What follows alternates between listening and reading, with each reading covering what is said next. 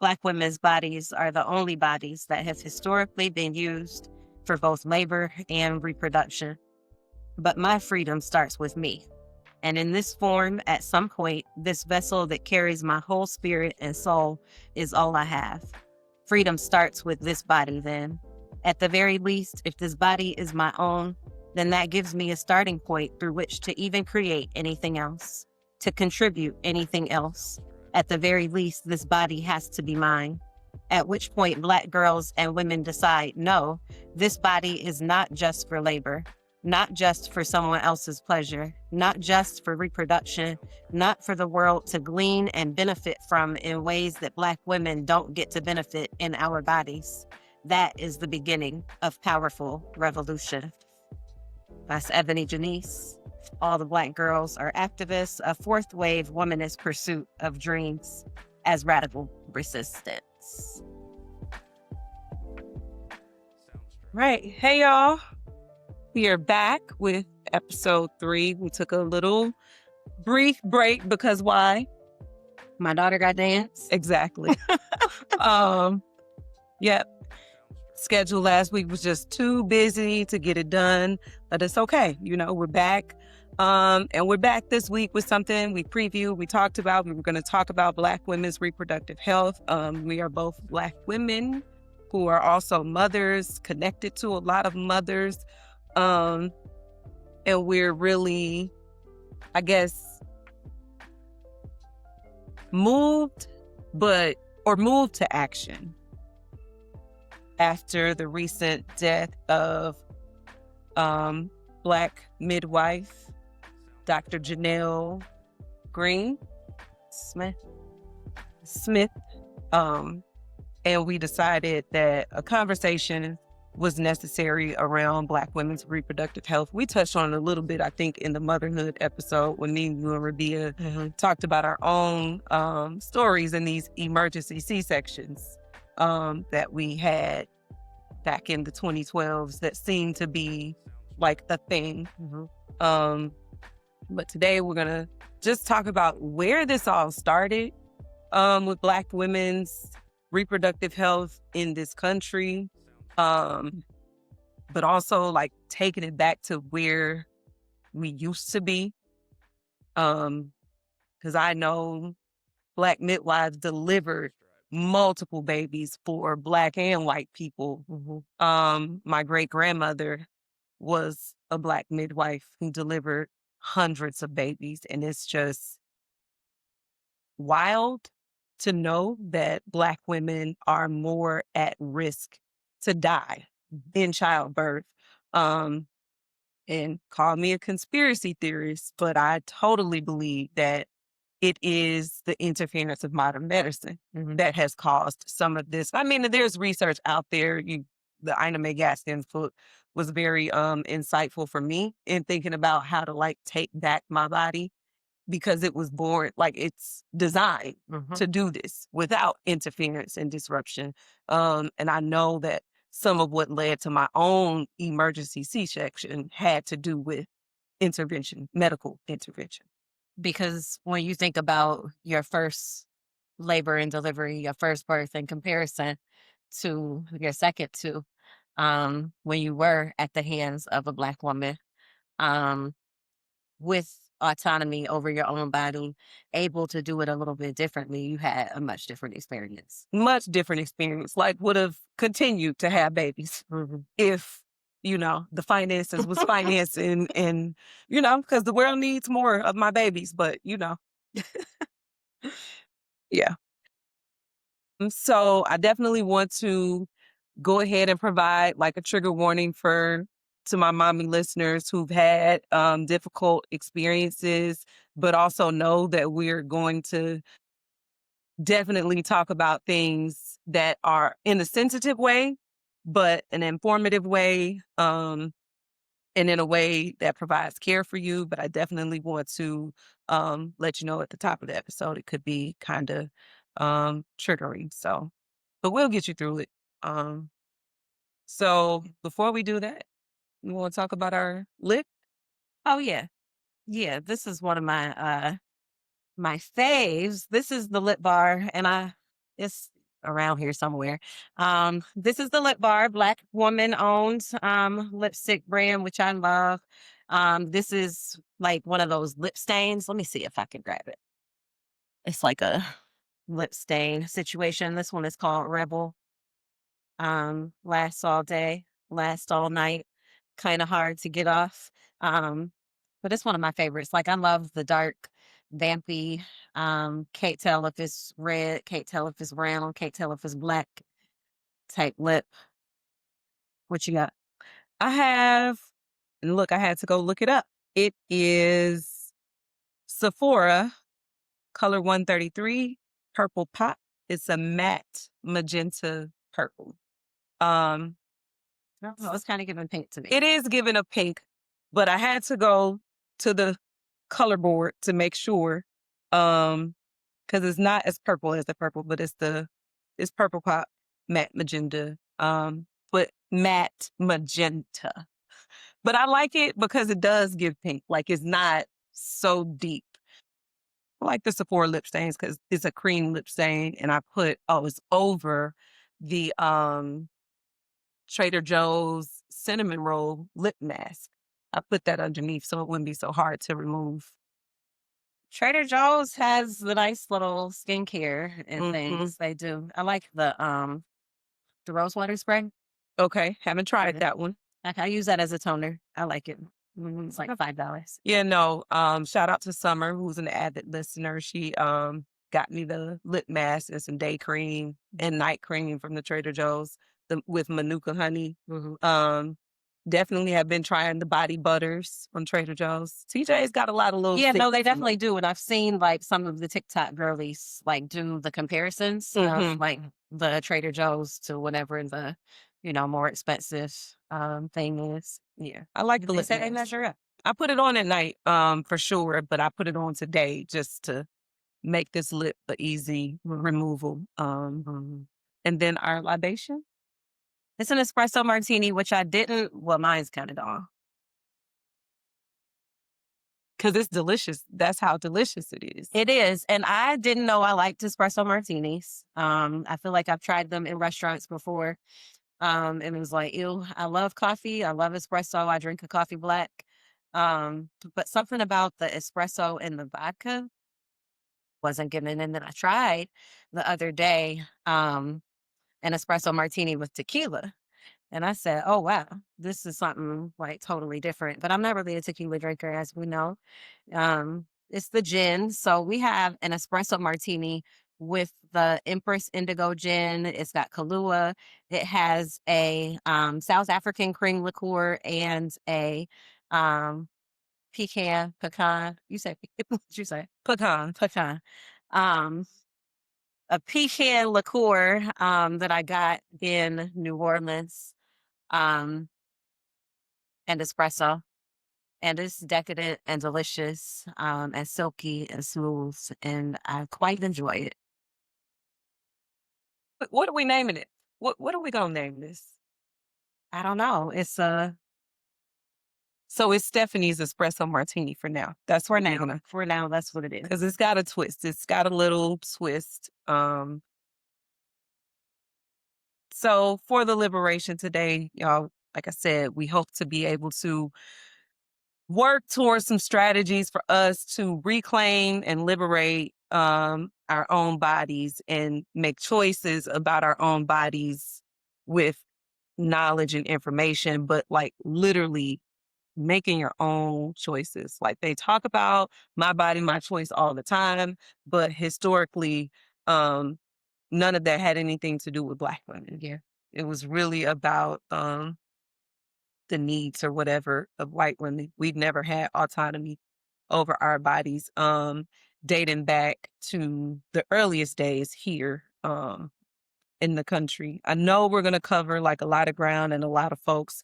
I do want to just say my great grandmother's name, pay homage to my great grandmother who worked as a midwife in our small community, Midway, Mississippi. Penny Kirkland Beeman Odom Johnson. She's a mother of 9 children. And she started having children very early, though. Like that first marriage. I think she was either 14 or 15 when she first started having children. So definitely homage to her. I'm grateful for the work. She did live a long life um, into the 70s. I just happened to come along much later. But yeah, Shout out to the mothers and the grandmothers and the great great grandmothers um, who carried the 9 and 10 and 15 and 20 children. listen, Um, yeah. And it just, just speaks to the power of the womb and creation and just the sustainability of a people, like you said, the world needs more of your babies.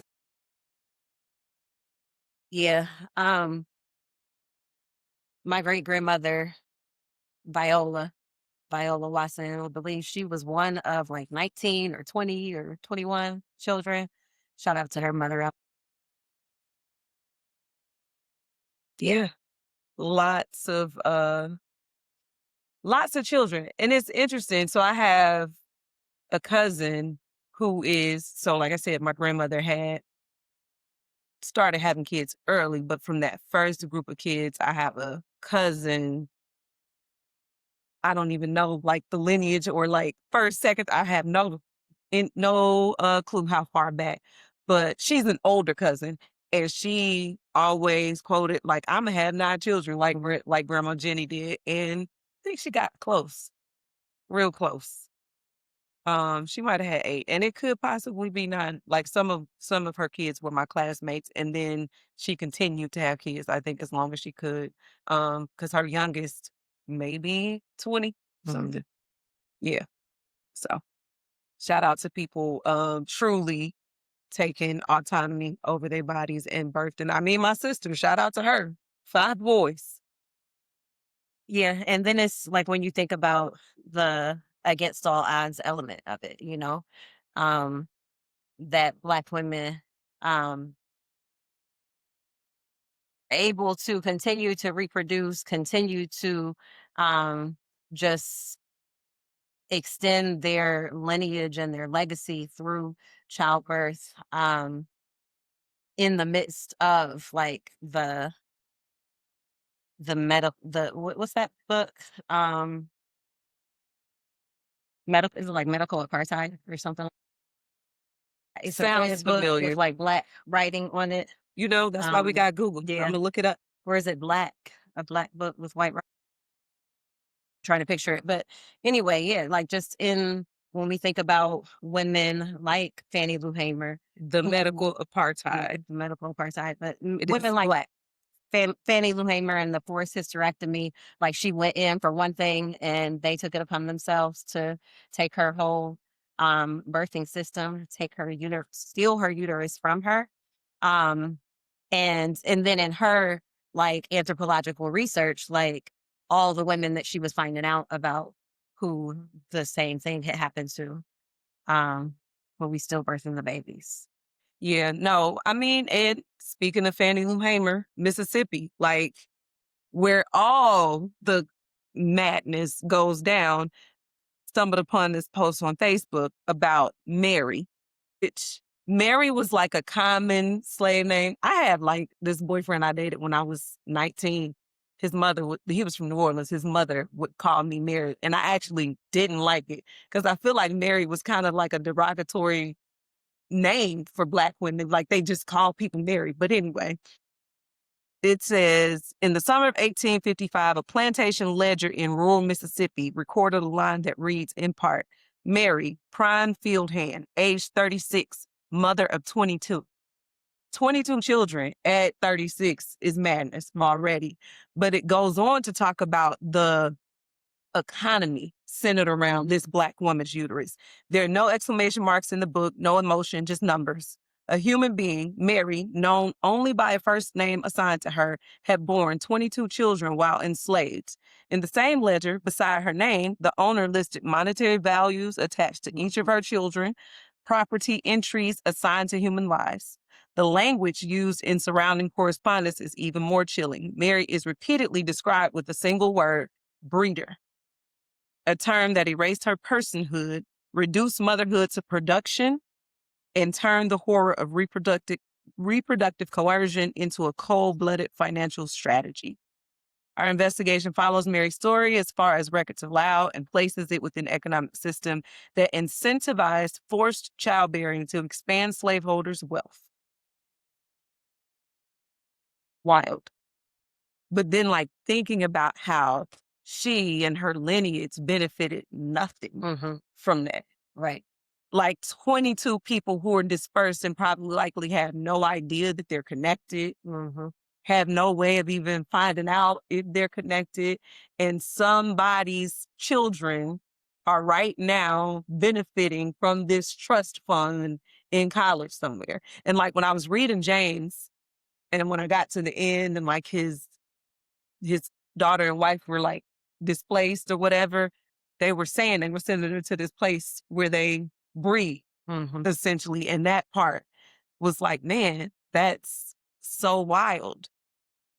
And then because y'all got me reading and all these books are going together, like I was reading another book that had something similar just happening. So like the use of Black women to like make profit for all these people, like maybe it's why I feel so angry all the time, like about my reproductive health. Like I want to be in charge. I don't know. Like it's something, I think it's that book, Grandmother's Hands. It talks about like the genetic trauma. It is that book. I was looking at that book this morning. Yeah. I got you that book. You did? I think so. And we haven't, because I got 2 copies. I know I gifted it to somebody. Yeah, I was looking at that this morning. Yeah, and that then goes back to the Audre Lorde poem, Litany for Survival, and that we inherited and learned fear and trauma and anger, like with our mother's milk. That this oppression and exploitation of the Black woman's body has just been passed down through generations. And like we have to be super intentional about reclaiming and owning and holding tight to our own bodies. Um, I think I know as a teenager, I started to for sure like leave my body um, and not be in complete control and buying into like narratives that somebody else could use my body to for their own pleasure, for their own benefit, without regard to my desires, my needs, what was good for me. Um, so yeah, like in my big girl age, in my now time, just being super intentional about.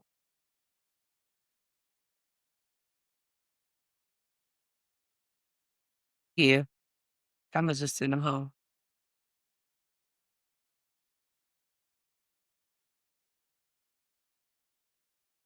Have you done that before? Yes, I have. Yes, I have, but not him solo. That seems like a big All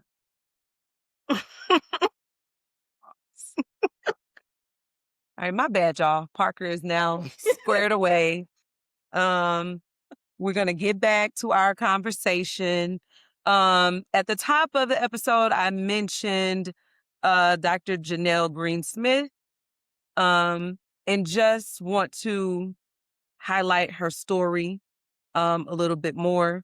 She passed away tragically on January 1st. After complications from childbirth, she had participated in more than 300 births as a certified nurse midwife and doctor of nursing practice in South Carolina, with a particular focus on helping Black women give birth safely. She was looking forward to welcoming a child of her own with her husband, Daquan Smith, whom she had married in 2024. Her due date was February 25th. She had just had a baby shower, but on Christmas Eve, she was admitted to the hospital after developing severe preeclampsia and pregnancy-related blood disorder can be fatal for mother and baby. 2 days later, baby Eden was born early but safe. But then there were further complications requiring an emergency surgery. In less than a week after her baby's birth, she passed away. And at the time of the article that I'm reading, um, there was no confirmed exact cause of death. But we all know Black mothers are far more likely to die from complications of childbirth than other races. Um, may she rest. May baby Eden be well loved and cared for by her community. Um, Prayers to her family, her husband, who will need it for years. Um, so we've known this. This has been the conversation.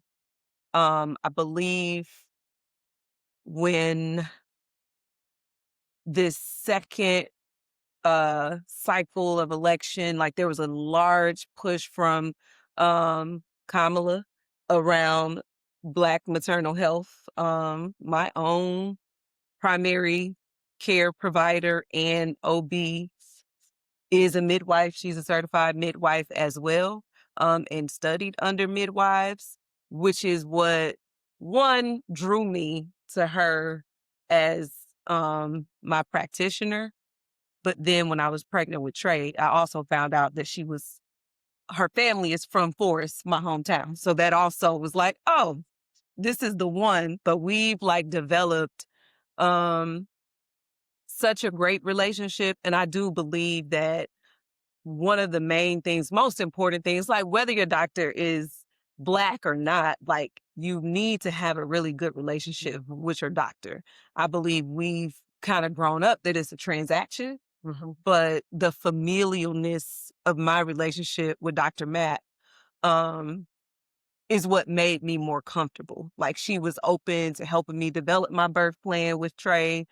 She knew about the emergency C-section and she could find no reason to not try a vaginal birth after a C-section because it was an emergency C-section with no documentation of why. Yeah.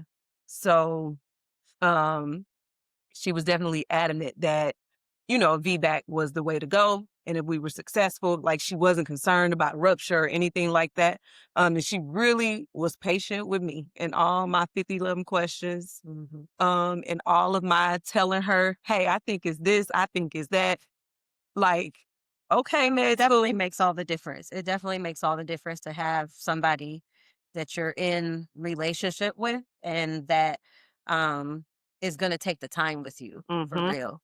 Um a lot of times like it's like the business of it and like they're manufacturing babies for real, like they're trying to get you in and out and um try to see as many patients in a day as possible. And the whole like machine grind element of the birthing experience isn't natural, like, so somebody who's actually going to take the time. And so huge respect to Dr. Janell Greensmith, um, all of the Black midwives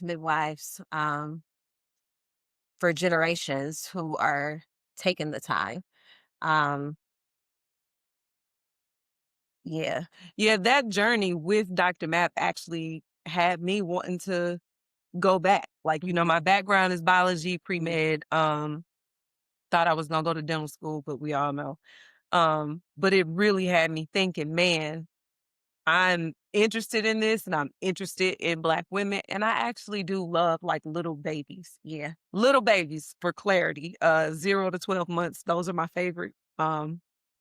These toddlers, something else. But yeah, no, I definitely thought about it as my second journey, like as my next journey, because we need people who are actually gonna take the time and teach people what your body can do. You gave me that book, the Ina May Gaskins book, and it really changed everything for me because I was terrified to give birth.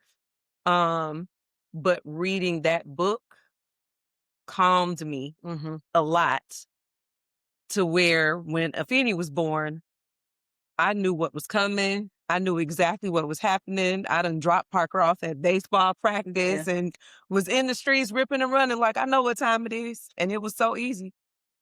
It was so That easy. happened so quick.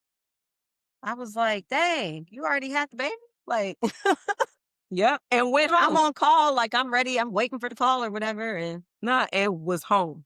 Went home with the home. baby already. It was very quick And it was and easy. because it was not like with the admission to the hospital. Mhm. And then you got all the rules of the hospital and the release, and you got to do this and you got to do that. So Dr. Mapp like has a partnership with the pediatrician. So I took Afeni back, to get those first day tests. Mhm. And like we were home, comfortable. And yeah, it was great. Shout out to my ancestors too, because I know couldn't have done it without them. Yeah. And so when we think about like healing justice, and that's really what um I wanted to read this other part from Healing Justice Lineages, Dreaming at the Crossroads of Liberation, Collective Care, and Safety, like this idea of healing justice, um, which is like just reclaiming like our ancestral practices, Mm-hmm. reclaiming community, reclaiming responsibility for one another and just like being each other's keeper.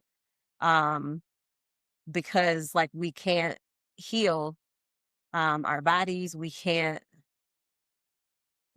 just do this in isolation and on our own. So like these principles of healing justice, it says number one, collective trauma is transformed collectively. Number two, there's no single model of care. And number three, healing strategies are rooted in place and ancestral technologies. Um, Parker made it home. Mm-hmm. He's home. Um, yeah, just creating communities and collectives of care. Um, I think when we talked last week about, or 2 weeks ago, or whenever in the last episode about connection, that's really at the root of um, us saving our own lives and taking care of each other in a sustainable way. Um, I think about like, I don't know if we're gonna get into the other episode and the other conversation, but just sisterhood um and learning from each other, different ways to take care of ourselves and take care of each other. Yeah, and you know what I also wonder just about Black maternal health and like how many women like shared stories Hmm. before now, like before it was a conversation. Because when I think back to my mom and her sister, like there's a 12-year age gap. And I don't know how much information was passed down about like how I'd experienced my health. Hmm. I think Black people don't start talking about health until they're sick. Yeah, for sure. Um, we don't do preventative conversations. We don't do preventative doctor visits Hmm. even, like to go to a healthcare provider once a year. And a lot of it, I wonder how much of it has to do with like access to insurance. Cause like I think about growing up, like I don't really remember my mom going to the gynecologist often or the doctor, like, or that being a conversation, like until I was of age to start seeing a gynecologist. And my gynecologist was whoever was working at the health department Hmm. that week or whatever, or at that time. Um, and I had a physical, but it wasn't until I became an adult working on my own with insurance that I actually had like a healthcare provider that I Yeah. was starting to like build relationships with. Shout out to Dr. Carl Reddick's family friend. That was my first chosen OBGYN back in Mississippi. Um, But yeah, I don't recall like having those conversations. I feel like some of that had to do with me being in Mississippi with like limited access to healthcare and hospitals and doctors. Like in my hometown, there's like a couple of family practice doctors. Um, and my mama wildly was still going to Dr. Lewis, he's definitely 80 something. Because if my mama's 73, he's 80 something. And like, go home, Dr. Lewis. Like, why are you? And even my uncle, before, like when they retired to Mississippi, he started going back to see his old family doctor. My uncle's 80. Sir, why are you going to see this man? Yeah. Like, and my cousin had to come down and like have conversations with these doctors. But like now that he's in Seattle with my cousin, like I'm sure he's getting way better healthcare. But like we're creatures of habit. Mm-hmm. We don't like to, and I feel like Black women carry so much that impacts our hearts. It impacts because if it ain't childbirth, it's a heart attack, Right. and heart disease or Yeah. stroke. Yep. Because we're carrying all this stuff and we're not having conversations with each other Mhm. about it. Mm-hmm. And that part on connection and community, like we have to be intentional about those conversations. But I'll think about my dad, on the other hand, who had 4 sisters. Like those sisters talked. One of them is a doctor, and they talked about health. And that's we have to be intentional about sending those messages to one another and making those phone calls to each other. Like, hey, did you have your mammogram? Have you had your pap smear? What's your numbers? Like, are you getting enough protein? Like, which I'm just finding out is like super important. Who knew? Who knew how much protein like you needed to eat? All the different things. Like, we have to be connected to each other in order to like really carry those stories back and forth, have those conversations. We're gonna get you lifting eventually. And some strength training because it's No, I good for did your add heart. it. No, I did add it on Tuesdays and Thursdays. What's the weight? That's it's not always it's not always about the number in terms of the weight. Like, because there's also, like the resistance element, body weight. Body weight workouts are No, intense, for real. though. No, for sure. And they definitely get you going. And I'm in full transparency though. Like I am off my game a little bit this week, but I am allowing myself rest because that's a part of it too. What is today? Today's Saturday. January 24th. I have been off my game for about 30 days. Because what was the number that you were supposed to have or was that in December? No, that was in December. I was trying to hit 20. I might have Was it 5. 20 days? 20 days? It was enough time. Yeah. No, I was trying to get 20 workouts. I was trying to get 20 workouts or 20 days of workouts, like, because I wanted to dedicate a full, like, 45 minutes or more, like, to working out. Like, I wanted 20 of those. But I've given myself to your new year, like, to start, because, the Chinese New Year doesn't start until February something. So I'm giving myself time. Doesn't start until February 13th. So Yeah, I got a little time. I'm trying to set myself some goals to after the party and, but I got to get back. But the outside piece is the most healing for me though. Like when working out, like I can get the workout done, but it feels like a workout. I can go to the gym. I really like to be outside walking. I really do. Yeah, me too. But it was in the teens today. Yeah. And I saw people running. Like, I was like, y'all could probably run faster because of how cold it is. To put my salt out there, like my hands, I had to come back in and put another set of gloves on. Like it was super, super cold. Yeah. The walking pad that does come in handy. I haven't been on that either though. I haven't been walking. The walking it is tea. No, it is. And shout out to Girl Trek for like putting us all the women, the million women walking with Girl Trek. definitely lowering their numbers, increasing their lifespan, by being intentional in dedicating that 30 minutes a day to walking. It changes a lot. Like, it resets your mood. Um, you feel better. You feel accomplished. Yeah, because it kind of feels like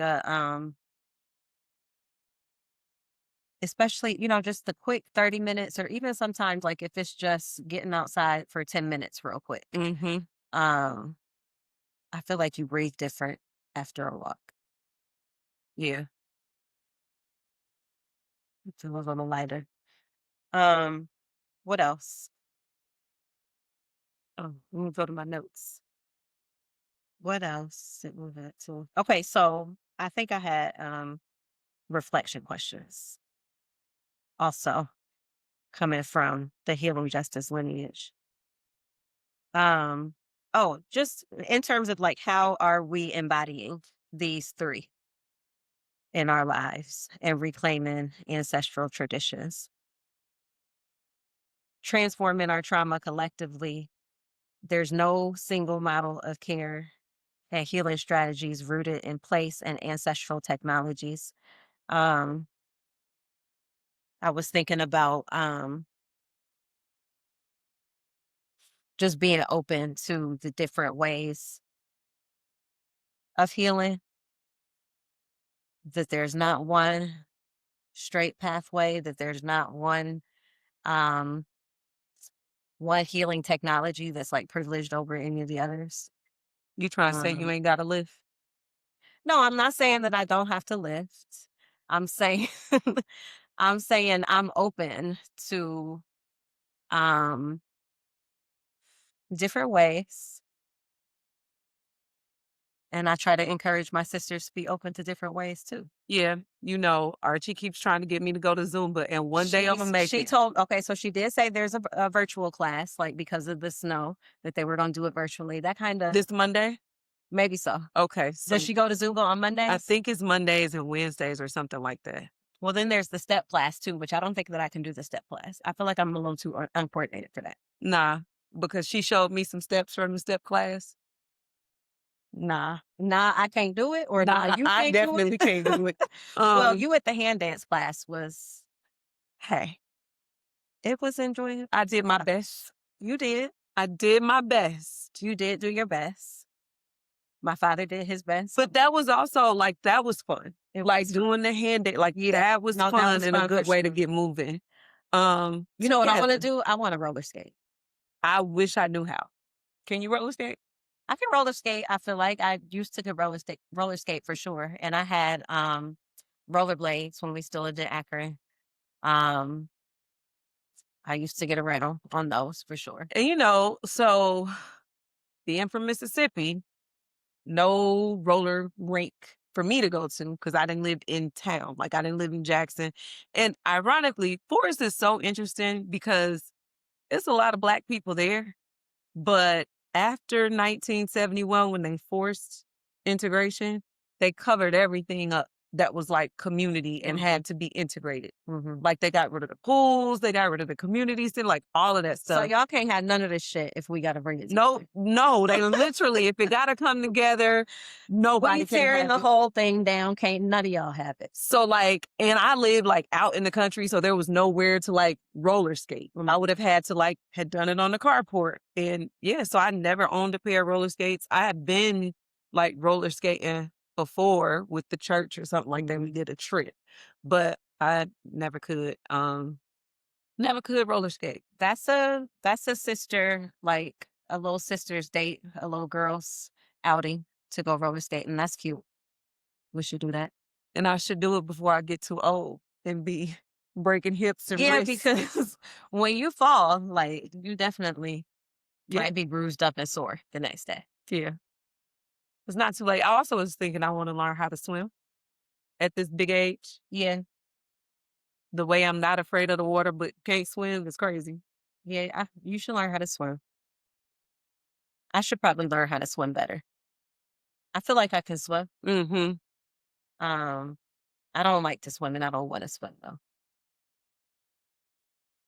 Yeah, something I always wanted to learn how to do.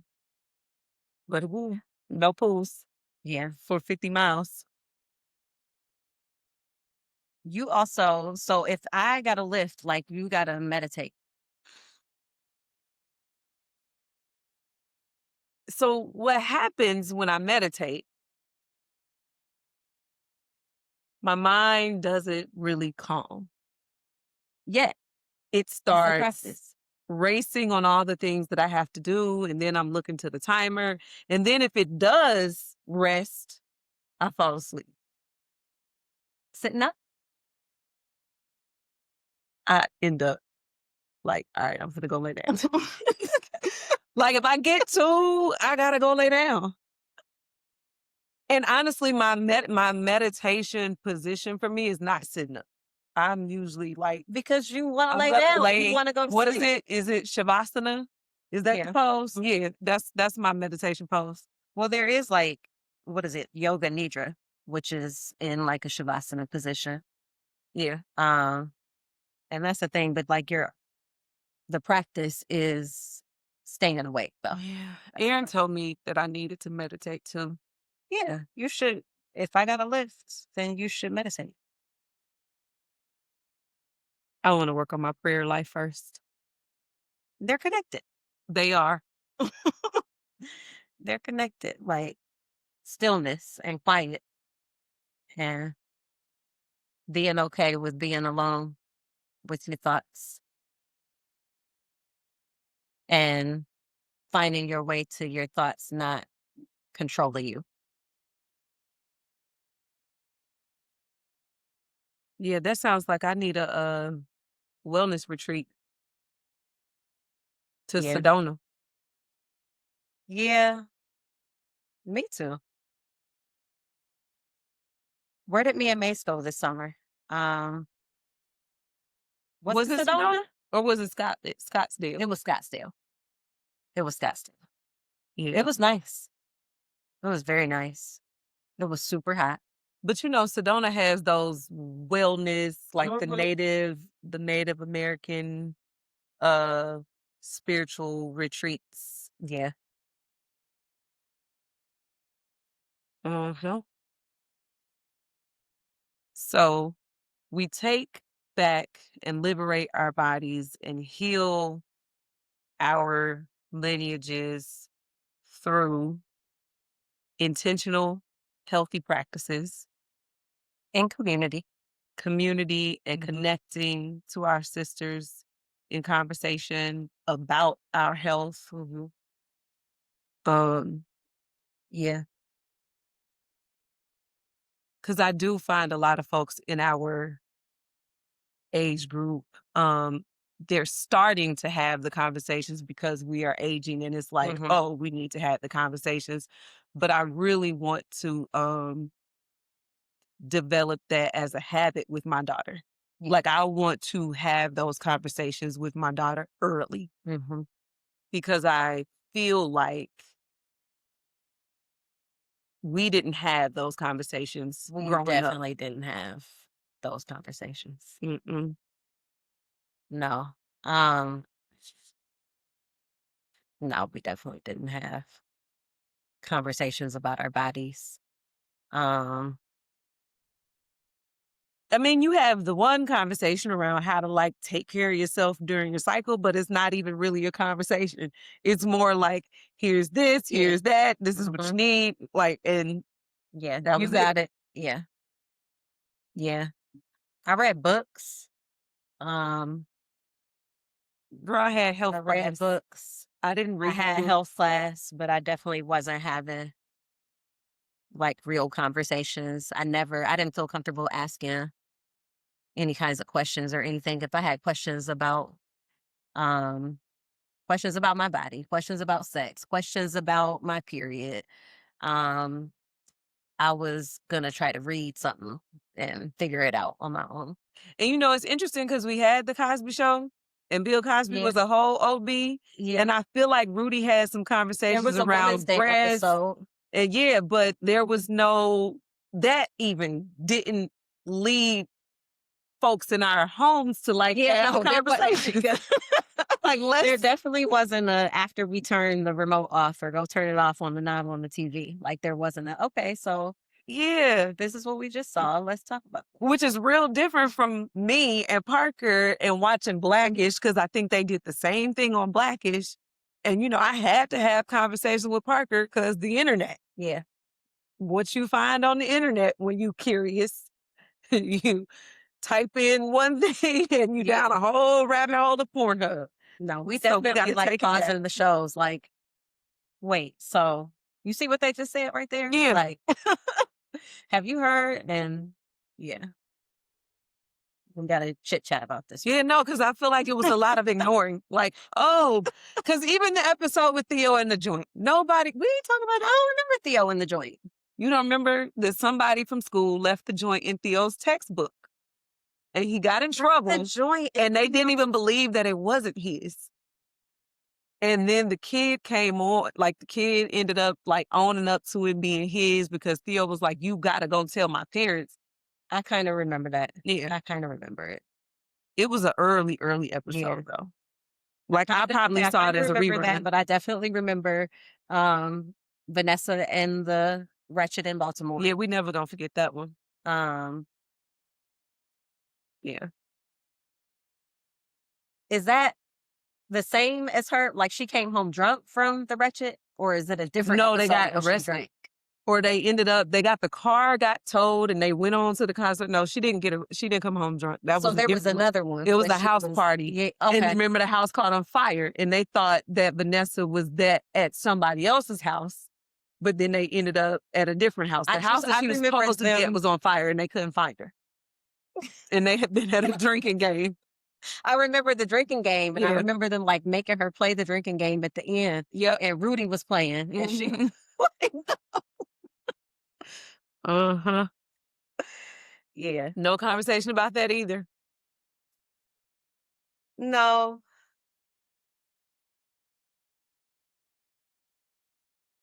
Nah, no conversation about that either, but I'm glad to like, try to do it a little bit different. Yes, for sure.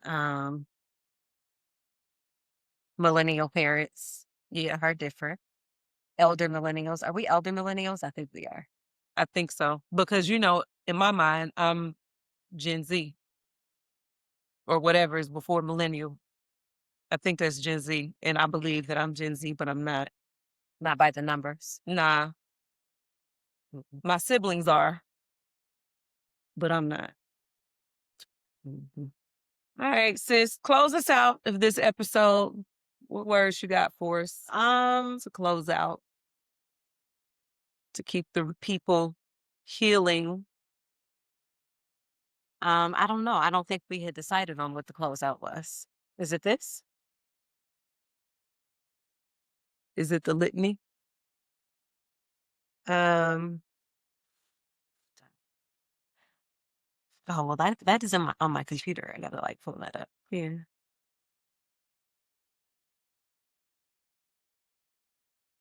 Audre Lorde's A Litany for Survival. You want the whole thing, or you want just that? Read until it feels right. Okay. For those of us who live at the shoreline, standing upon the constant edges of decision, crucial and alone. For those of us who cannot indulge the passing dreams of choice, who love in doorways coming and going in the hours between dawns, looking inward and outward at once, before and after, seeking a now that can breed futures, like bread in our children's mouths, so their dreams will not reflect the death of ours. For those of us who were imprinted with fear like a faint line in the center of our foreheads, learning to be afraid with our mother's milk, for by this weapon, this illusion of some safety to be found, the heavy-footed hope to silence us. For all of us, this instant and this triumph, we were never meant to survive.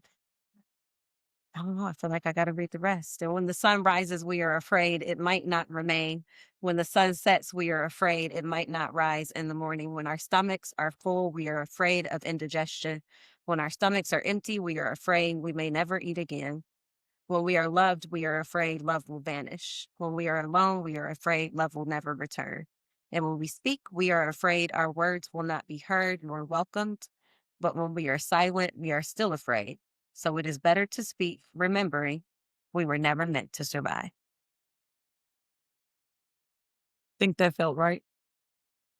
Mhm. All right. We'll see you guys here on the next episode where we explore the different ways in which we connect for liberation, primarily our sisterhood. Peace, y'all. Peace.